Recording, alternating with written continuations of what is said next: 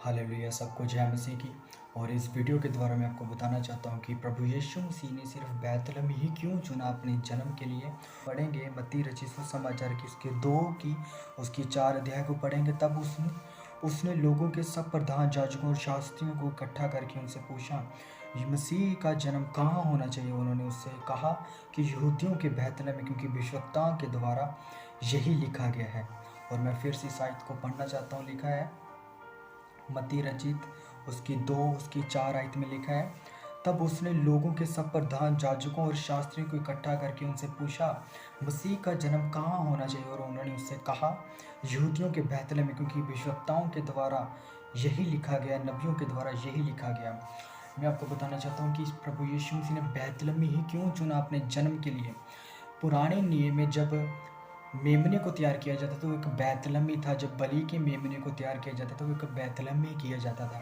तो इस कारण परमेश्वर ने वो को मेमना यानी कि प्रभु यीशु मसीह बैतलहम में भेजा हमारे लिए, क्योंकि बाइबल कहती है कि बिना लहू बहाए पाप नहीं मिट सकते। इस कारण पिता यीशु का लहू हमारे लिए बहा, ठीक है।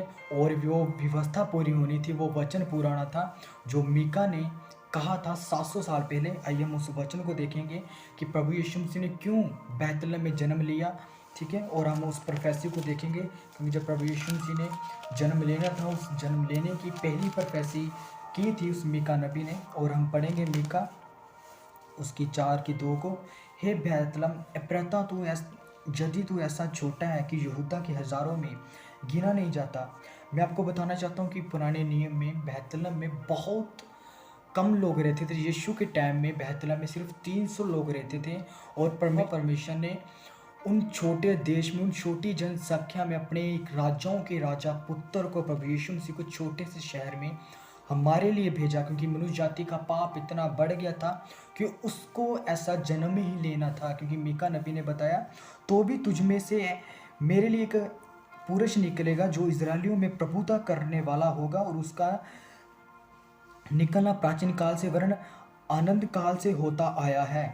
हालेलुया। बाइबल कहती है कि हे बैतलहम तू जो हजारों में गिना नहीं जाता, यानी कि बैतलहम बहुत छोटा था। जब हम इसकी स्टडी करें, बैतलहम में सिर्फ 300 लोग रहते थे, और आज के टाइम में सिर्फ 25,000 लोग हैं बैतलहम में। हालेलुया, ठीक है।